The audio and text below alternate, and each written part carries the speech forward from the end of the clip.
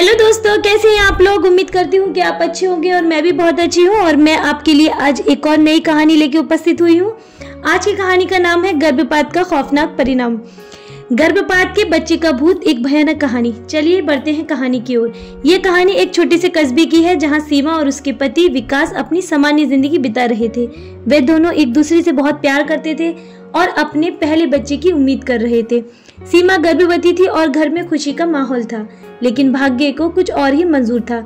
गर्भावस्था के 6ठे महीने में अचानक सीमा को गर्भपात हो गया और उनकी अजन्मे बच्चे की मृत्यु हो गई। यह घटना सीमा और विकास के लिए बहुत बड़ा आघात थी। सीमा इस सदमे से बुरी तरह टूट गई थी और उसकी मानसिक स्थिति दिन प्रतिदिन बिगड़ने लगी। उसे हमेशा अपने खोए हुए बच्चे की याद सताती रहती और वह अक्सर कहती, मेरा बच्चा मुझसे दूर क्यों चला गया। कुछ ही दिनों बाद उनके घर में अजीब अजीब घटनाएं होने लगी। सीमा ने सबसे पहले महसूस किया कि रात में कोई उसके पास आकर लेट रहा है। उसे ऐसा महसूस हुआ जैसे कोई नन्हे हाथों से उसका गला घुमा रहा है। जब उसने बिस्तर पर उठने की कोशिश की तो लगा जैसे कोई अदृश्य शक्ति उसे रोक रही है। विकास ने सीमा की बातें पहले तो नजरअंदाज की, यह सोचकर कि वह तनाव और दुख के कारण ऐसा अनुभव कर रही है। लेकिन कुछ दिनों बाद विकास ने खुद कुछ अजीब महसूस किया। वह रात में जब सोने की कोशिश करता तो उसे बेडरूम में किसी बच्चे की रोने की आवाज सुनाई देने लगी। कभी कभी उसे ऐसा लगता कि बिस्तर के पास कोई नन्हा बच्चा खड़ा है और उसे देख रहा है। एक रात सीमा को महसूस हुआ कि कोई हल्के कदमों से उसके कमरे में चल रहा है। उसने ध्यान से देखा तो बेडरूम के कोने में एक छोटे से बच्चे की परछाई दिखाई दी। वह परछाई धीरे धीरे सीमा की ओर बढ़ने लगी। बच्चे का चेहरा बहुत डरावना था। उसके छोटे छोटे हाथ खून से सने हुए थे और उसकी आंखों में गुस्सा और पीड़ा दोनों ही थे। सीमा चिल्लाई लेकिन उसके मुंह से आवाज नहीं निकली। वह पूरी तरह से भयभीत थी। वह बच्ची अचानक गायब हो गई, लेकिन उसकी उपस्थिति का एहसास सीमा को हर समय सताने लगा। वह अक्सर कहती, मेरी बच्ची मुझसे मिलने आती है, वह मुझसे नाराज है क्योंकि मैंने उसे दुनिया में नहीं आने दिया, लेकिन इसमें मेरी कोई गलती नहीं थी, मैं उसे कैसे समझाऊं। विकास अब बेहद चिंतित हो गया और गांव में एक पुराने पुजारी से संपर्क किया।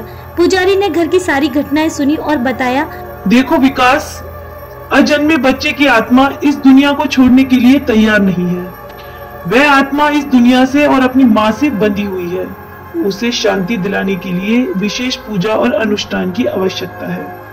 कभी कभी जब कोई अजन्मा बच्चा गर्भ में ही मर जाता है तो उसकी आत्मा भटकती रहती है क्योंकि उसे इस दुनिया से विदाई नहीं मिलती। वह आत्मा अपने माता पिता से नाराज हो सकती है या उनसे जुड़ी रह सकती है क्योंकि उसने इस दुनिया में कभी प्रवेश नहीं किया। पुजारी ने उन्हें एक विशेष पूजा करने का सुझाव दिया जिसमें उस आत्मा से क्षमा मांगी जाएगी और उसे शांति से विदा किया जाएगा। उन्होंने सीमा और विकास से कहा कि वह अपने बच्चे को प्यार और सम्मान के साथ विदा करें ताकि उसकी आत्मा दूसरी दुनिया में शांति पा सके। अगली रात घर में पूजा का आयोजन किया गया। जैसे ही पूजा शुरू हुई, सीमा और विकास के घर में ठंडी हवाएं चलने लगी और घर के दरवाजे और खिड़कियां जोर जोर से हिलने लगे। ऐसा लगा मानो कोई अदृश्य शक्ति वहां मौजूद हो। पुजारी ने मंत्रों का जाप शुरू किया और उस आत्मा से बात की, हे मासूम आत्मा, तुम्हारा इस दुनिया से कोई कड़वाहट नहीं होनी चाहिए। हम तुम्हें विदा करते हैं और प्रार्थना करते हैं कि तुम शांति पाओ और तुम्हारे माता पिता भी तुम्हें खोने के बाद बहुत दुखी हैं। वह चाहते हैं कि तुम दूसरी दुनिया में जाके शांति से रह पाओ।